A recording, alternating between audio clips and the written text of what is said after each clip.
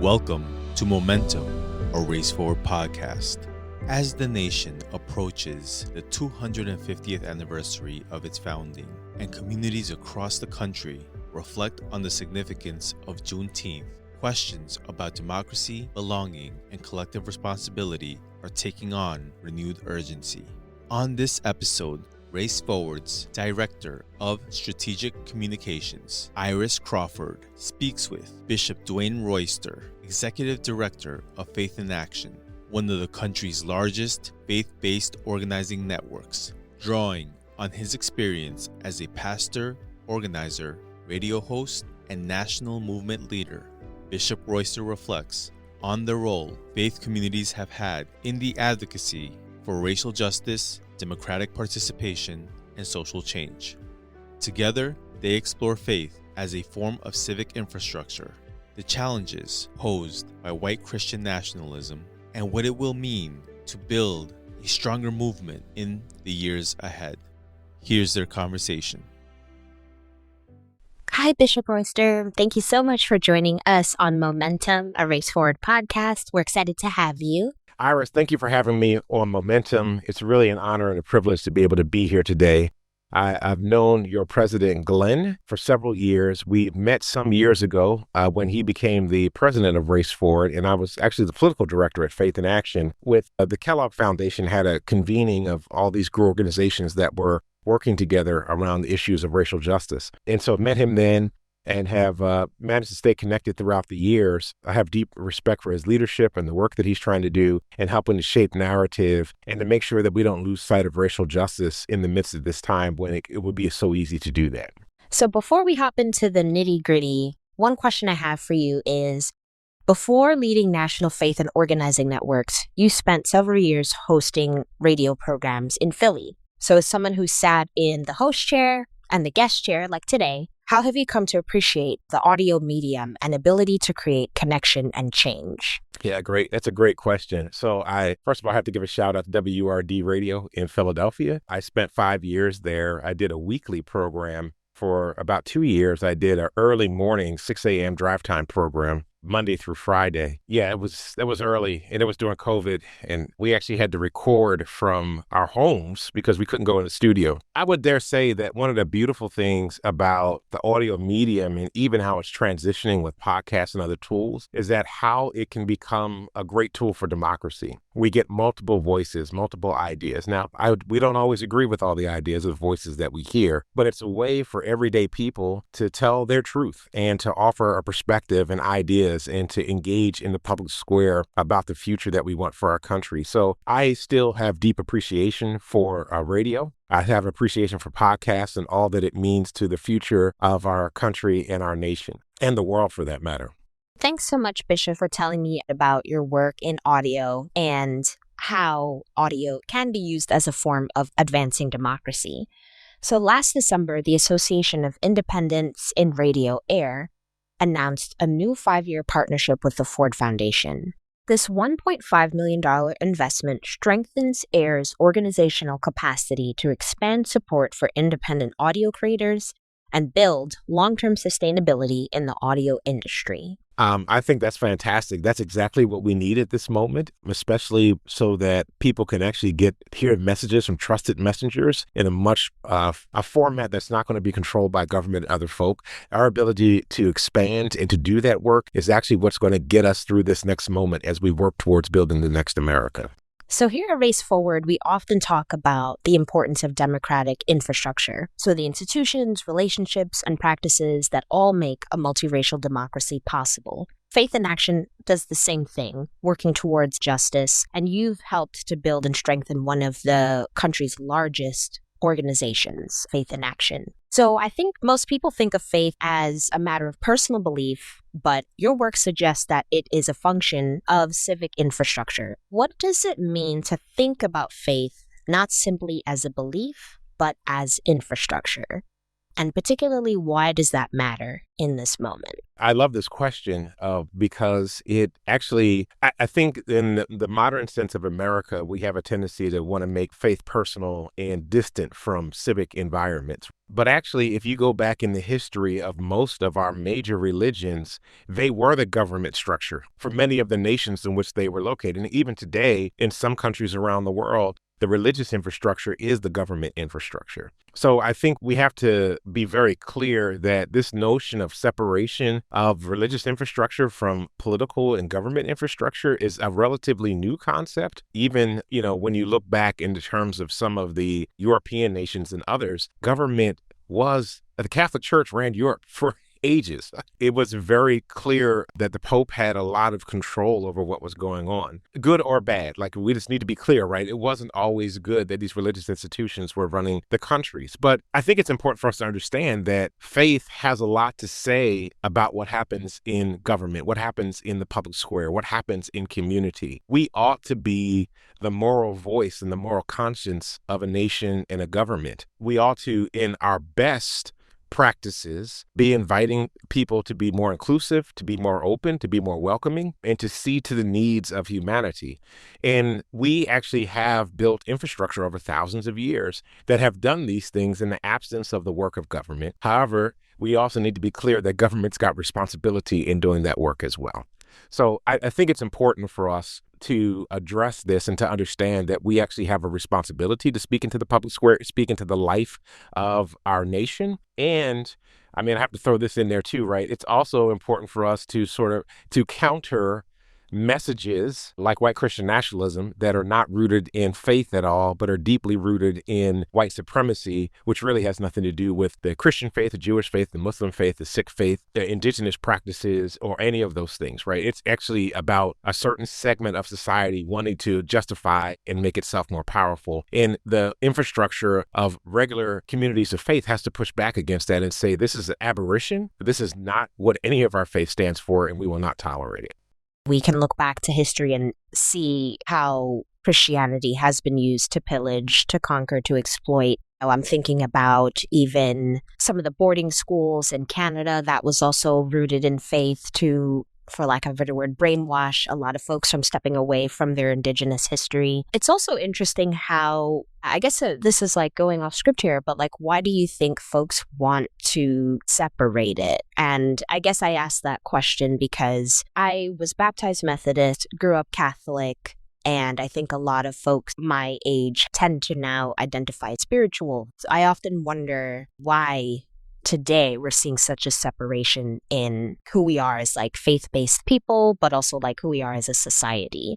I think part of that is rooted in a couple different things. The one notion of American individualism. So, faith communities were also communities of survival. It was where mutual aid took place. It's where mutual defense happened. It's where mutual action happened and mutual imagination occurred. And in American society, especially as we became more affluent, I think people began to think that they could go on their own and they didn't need the community as much in the same way. And even now, we build communities, but most of the communities we build are virtual. They're not actually communities that are right there in person together. So it begins to create a strange. And actually, for those that are spiritual but not religious, oftentimes they are finding community in other spaces of people who think like them, and much as what happens in traditional churches, right? People think the same thing, they get together and they do that. So what we're really experiencing, I think, is just a transition in what it means to be church in this particular point in human history. Talking with a colleague the other day, he was pointing out that there was a study done that showed that spiritual nuns, as they call them, or spiritual but not religious folks, on a daily basis, 43% of them said they pray every day. You have some form of spirituality. You just don't believe in the institution. And I think we have to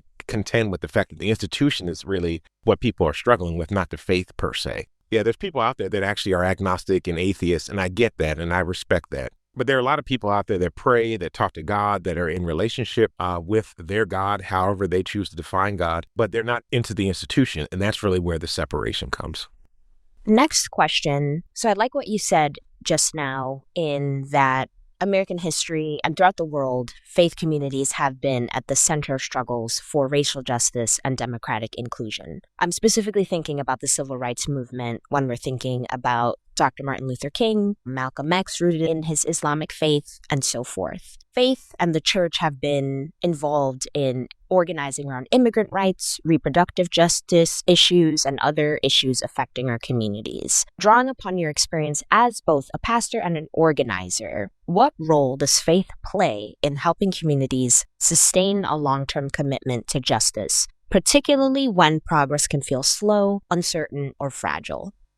Our faith traditions give us a blueprint for how to stand up in times of difficulty for an extended period of time. So whether I'm reading the Hebrew Bible or what we as Christians we refer to as the Old Testament, whether we're reading the New Testament, the Christian Gospels, even if we're reading the Quran or other sacred traditions, their text, oftentimes there's stories in there about how people had to go through and how they had to sustain over a period of time and how they had to keep hope. And it's not only about telling them that, it also demonstrates how the community stayed together. When we think about abolition and the numbers of years, the decades and over a century of slavery that existed in this country, from its earliest days, people were organizing for freedom for enslaved Africans in this country, and they had to keep the fight up over multiple generations. Even when we, after Reconstruction and we began to deal with Jim Crow, folks still had to maintain. And actually, faith communities were the place where they could come in and have hope, where they could actually experience human dignity, where they could experience people that didn't look at them with disdain when they walked in the door, but they actually welcomed them with open arms. And they could experience love in that place where they could not experience it in the rest of the world. So faith communities are absolutely vital for helping us with a long-term commitment to justice and reminding us that God is with us. I mean, James Cone,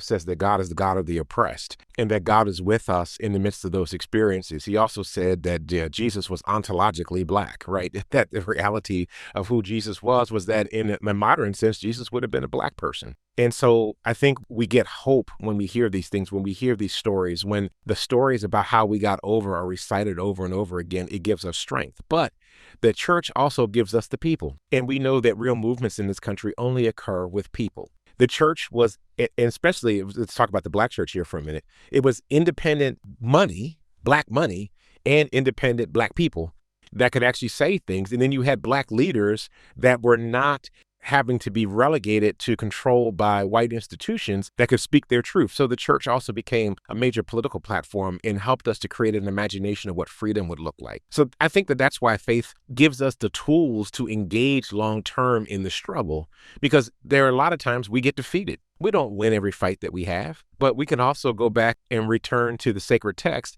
and remember that it took Moses 10 tries to get the children of Israel out of Egypt. Right. We can hear these stories about Paul and Silas being jailed, and they were singing hymns and spiritual songs, and an angel of the Lord came in and freed them, or the chains fell off of them and they were able to get out. It's all those stories that help to remind us every day is not going to be a good day. We're not going to win every battle, but we can get over if we stay together and we stay the course. Thank you for the reminder of all the good insight and gems that are found in there. I'm also wondering, what is the organizing strategy of Faith in Action? Just thinking about, your recent work with ICE protests, all those things, like what is the organizing strategy? Our basic organizing strategy is working in congregations. And so Faith in Action, we have what we refer to as local federations, which are groups of congregations that work in local communities. And they are congregations that come together to work, and they're multi-faith. They're Christian, Jewish, Muslim, ethical humanists, Quaker, Unitarian Universalists. They're Sikh. We have Buddhist communities that are part of us and some individuals that are part of us too. To be quite frank, we have some agnostics and atheists that run with us too because of the moral value teachings. We actually have one organization in Northern California that's 100% indigenous, and it's an indigenous community. So we have people that have deep moral value systems, but they're coming together across race, across gender and identity. They're coming together across faith tradition, and they're coming together even across class to say that we want a better world and that we're looking at the things that are keeping people up at night, and we're organizing directly against the systems and the structures to change them so that people are able to be set free. So whether we're fighting about public education funding at the state or local level, whether we're working on trying to get housing policy that creates more affordable housing, whether we're working on trying to get access to health care for more people, those are all the tools that we work with on a regular basis and all the things that we do through our congregations. It's not, we want to be clear, It's not just about clergy. The most powerful people in our movement are the people in the pews. Those are the folk. Those are the folk that are experiencing everyday life in this country and in their communities, that have the stories to share that propel us and compel us to do the work that we do to create change in our communities. In much the same way that our siblings for our organization, Isaiah in Minnesota, was actually, they were the congregations on the ground that were mounting a resistance to what was happening. Many of us went out there it was late January, early February, to support them in the mass movement that they had on the ground. But we also recognized that the Department of Homeland Security's budget was up, that they were trying to get $80 billion more to put more ICE agents on the ground. And we said, okay, we need Isaiah to do what they're doing in Minnesota. But there's a responsibility and a call for people of faith and moral courage to come together and to make sure that we are in the Capitol, telling folks in the Capitol, the senators in particular at that time, that they have a responsibility to protect all human beings, because all of us are the children of God. And so we had 450 clergy in about 72 hours that traveled from across the country to meet us in the midst of a blizzard in Washington, D.C., where we went, we did visits, we took action in the Senate offices, we called on senators to vote down that bill and to make sure it did not pass. And I'm glad to say, at least for that season, the bill did not pass, and it did not pass for several months, and it was even reduced by the time they finally did pass it. So I'm grateful for all the clergy leaders, but there were folk there that this is the first time in their lives they ever took any form of action. We had 200 clergy that raised their hand and said, I've never done anything like this before. And it was important for them to say that my faith is not in alignment with white Christian nationalism, which is supporting the dehumanization of our immigrant siblings and trying to detain and deport them. We had to stand up and say that this is not what our faith looked like. This is not what our traditions are about. And so that's why we got together and did what we did. But honestly, most of our work happens at a local and state level, right? It's happening in town halls, in city council meetings, in the mayor's offices, in the governor's offices, and state legislatures, which is where we're pushing policies and pushing an agenda so that people can flourish and thrive. Bishop, I think you gave me so many quotes. One that sticks out: the most powerful people are the people in the pews. I love that. I think that action in DC resonated nationwide. It was just incredible to see faith leaders stand up in a way that I think a lot of people forgot that they're supposed to do. You know, while we anchored that, there were 40 faith traditions and communities that in different national organizations that actually participated to make that happen. And I think what's also happening in this moment, which I think is absolutely beautiful, is that we're crossing lines with each other in ways that we have not in a very long time, to be able to build collective faith power that's a moral force in this country. So I'm super excited about that. And I'm actually grateful to every organization, every institution, every denomination that participated and gathered with us that day in Washington, D.C. to do this work. I think it's also critical that you're emphasizing that it was across faiths. What did you hope the response would communicate to the country? I hoped it would communicate, one, that not all people of faith are white Christian nationalists. Two, that we actually have more in common than we do that separates us, that the hopes and desires of our community are really very, very similar. We have some differences, let's not kid ourselves, but the reality is that we want the flourishing of our communities. You know, I always root a lot of this in children. We want our children to be able to smile, to laugh, to dance, to have their bellies full, to have that extreme joy and laughter that you find of children on the playground coming together across a multiracial, multi-faith dynamic in this country. And so I think we all long for that. And as a result of that, we're finding ways to work together to build a new notion of what it means to be faithful in America, which is not about hate, it's about love, which is not about exclusion, it's about inclusion. Well, it's not about hierarchy, it's about shared responsibility. And I think that that is the work that we are trying to do at this particular moment in time. So I think we're telling that story, and we're finding ways to work together across lines, across communities, even in the midst of some very difficult situations. We're trying to figure that out right now. And let me just say, like, we're not withholding our critique of what some of us are doing to each other, right? But we're also recognizing that there's things that we have in common and that we're more powerful together to get to a better place than where we are right now. So, Bishop, let's dig deeper into that. How do you tell the difference between faith that expands democracy and faith that restricts it? And what are some of the warning signs that people should pay attention to when religion is being used to advance exclusion rather than belonging? I mean, I think there's things like, who are we dehumanizing? Who are we saying is not a child of God? Who are we saying is expendable and not worthwhile?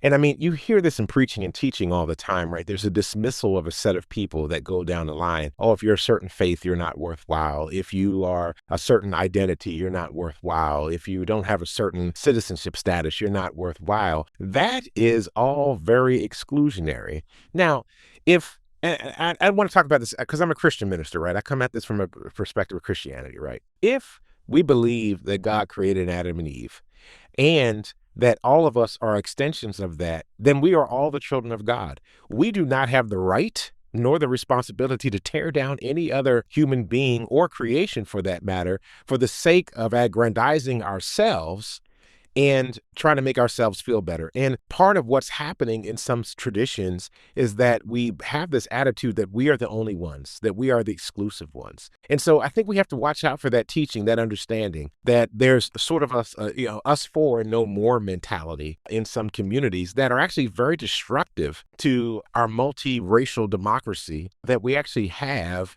if we can maintain it. Who are we saying it cannot be a part of our community? And when we start to hear those things, our ears ought to prick and we ought to become very concerned about that.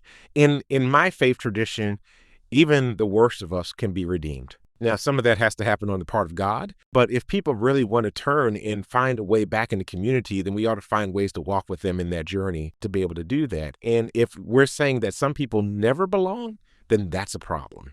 We're saying that they never have a right to be with us. That's a problem. All of us have at some time or another done something to somebody, hurt somebody, said something, whether intentionally or unintentionally, that we've hurt folk. And so how do we bring those folk back in? Even in this moment, there are folk that are leaving white Christian nationalist circles. How do we welcome them back in the fold when they begin to realize, as a result of all the damage that's happening around this country right now, that they actually have more in common with the people they've been told to hate than the people that are actually diminishing them right at this moment in time, right? When they've realized the lies that they've been told, how do we welcome them back in the fold? And I think that that is part of what we have to do. If we can't welcome people in, if we're trying to always push people out, then we have to ask the question, why? And is this really a faithful response to what it means to be a follower of God, regardless of our traditions? I appreciate that. And I guess my question to that also is, for the people that we need to be welcoming back, for the folks that are leaving white Christian nationalism, for the everyday person of faith, not everyone is going to be doing public actions or protesting or speaking on social media. What are some small but meaningful ways that they can help build a faith community that strengthens democracy, belonging, and human dignity? Part of the work is pushing ourselves to be in conversation and relationship with people who don't look like us and don't think like us.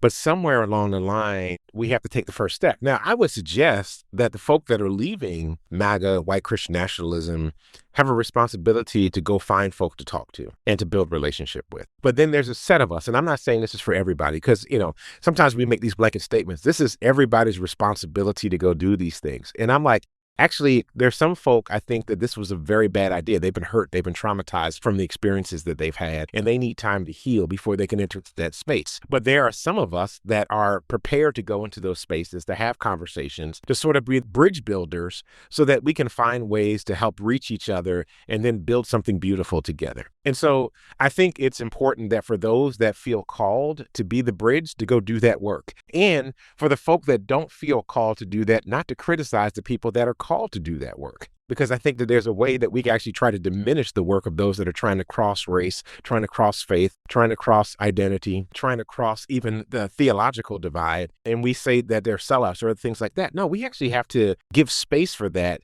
because this is how we bring folk over to our side. It's work. It's about building relationship. We do relational organizing. It's about one-to-one conversations. But a one-to-one conversation can actually change the world if you actually continue to have those conversations with more and more people, and you begin to bring more and more people around to a shared understanding of our shared interest, and then we push together towards creating that change. And I think that that's what we have to do at this moment. It's not for everybody, but if you feel called to it, take that first step. Reach out to somebody that's different, that doesn't think the way that you do, and begin to understand the why, not necessarily what they're talking about, but what's the why behind it. And I think sometimes we don't stop to think about the why. So I think that's really key and a great reminder. One of the big things this year is our nation's 250th anniversary. And so here at Race Forward, we're launching a pretty large campaign called Democracy Is, inviting people to imagine what a multiracial democracy could look like over the next 250 years. And as you said, faith communities have the blueprint. A lot of our organizing communities already know what steps to take. So as we reflect on the nation's founding, the long struggles that have pushed this country closer to our democratic ideals, there's so much work that is still unfinished. So from your perspective, what do we need to build and strengthen or reimagine today if we are serious about creating a democracy where everyone can participate and thrive? And as Faith in Action looks ahead to the rest of the year and beyond. Thank you. So I want to tell a story real quick. My great-great-grandfather was an escaped slave who went to fight in the Union Army in 1864. And the Emancipation Proclamation had already been declared, but he was still slave in Virginia. He escaped from a farm, went and joined the U.S. colored troops. And because he was fighting for his family not to be enslaved anymore, he had an imagination about a future where Black folk were treated with dignity and respect and received as full humans. They wouldn't be 3/5 of a human anymore. So in September of 1864, at a place called Newmarket Heights, right outside of Richmond, Virginia, he was in a battle against the Confederate Army. And all the white officers in his unit were killed. And he had recently been promoted to first sergeant. That day, he and a bunch of African-American non-commissioned officers took charge of both the colored troops and the regular army that were there and led them to battle. On that day, my great-grandfather was, from his actions that day, was awarded the Medal of Honor. There were 14 African-American men that day. They were the first Black folk to ever receive the Medal of Honor. As a matter of fact, a replica of his Medal of Honor is hanging in the African-American Historical and Cultural Museum in Washington, D.C. I share this because while he was enslaved, he had a dream and an imagination about what America could be, not what it was. And I think in this particular moment, as people of faith, we have a responsibility to imagine the America that we want and not the America that we have, and then work towards building it. I'm utterly convinced, and I share this with our organization all the time, that where we have come from, the America that we've known will never exist in that way again, but that we're called in this moment to be architects of a new America. Honestly, I'm in Allentown, Pennsylvania right now. We actually have a convening this week called Architects of a New America, where almost 250 faith leaders from around the country are convening to talk about the country that we want, not the one that we have, and the steps that we have to take to go from where we are to get to that place where all of our communities are flourishing and thriving. I think if we really want to do this work, then we have to invite folk into the space with us, invite our congregations into the work with us. You know what they say about leaders without followers? They're just going for a long walk. And so when we have clergy that are just talking by themselves without their congregations, they're just going for a long walk. We actually have to engage more and more people. We have to begin to get this work. So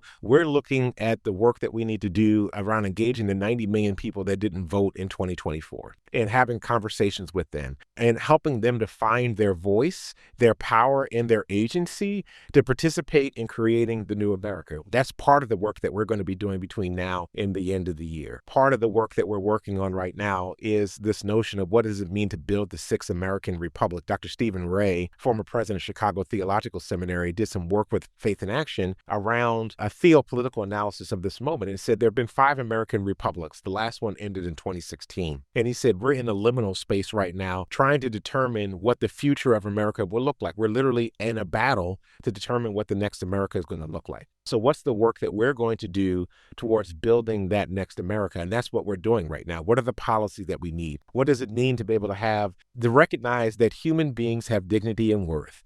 And as a result of that, every person should have a roof over their head. Because they have dignity and worth, every person should be able to get the health care they need without going into bankruptcy. What does it mean that every person has the opportunity to get the education they need from birth all the way to graduate school so they can actually be full participants in society and live out their life's vocation in a way that helps to build the community, to build our nation, to build our world? And so we're working on policies, we're working on training and development, we're working on implementing these policies at a local level, state level, and trying to build them towards a national level that fundamentally shifts the role of government so that the role of government is not in service to corporations, but we actually put government back in service to the people who actually make up the demos of the democracy that we are supposed to have. So that's part of what we're doing. We're doing a lot of training, a lot of education, a lot of campaigns at the local state level that can actually build up to the national level and create the change that we need in our communities. Thank you, Bishop. That was a really robust answer. Also, now I have to go back to NEMAC and make sure I see your great-great-grandfather's. It's Medal of Honor. It's a Congressional Medal of Honor. So his name was First Sergeant Edward Radcliffe, and there's a whole section of Black Medal of Honor winners that they have inside the museum, and you can actually see the plaque and everything there that commemorates that and honors that. Well, thank you so much, Bishop. Anything else? Those were all of my questions. Just a couple of things I would add that in my estimation and understanding, faith has to be a critical part of how we build this next America. But we don't need an exclusionary faith. We want to invite in inclusionary faith and a faith that welcomes, embraces, and empowers people to be able to flourish and to thrive. And I think we also want to make sure that we create space for those faith communities to engage with the communities at large that are trying to build this new world, trying to reimagine America, trying to build toward the 250th, that we give space for them not to come in just with invocations and benedictions, but actually to come in with strategy and imagination and to be able to help shape the world that we're trying to create right now. I think anything less than that, kind of people feel pushed out. And so we really want to welcome them in and make sure that all of us are at the table together, dancing with one another, shaping one another so that we can build a world where all of us are able to live our full best lives. This is wonderful and energizing. Really, really, truly. Thank you.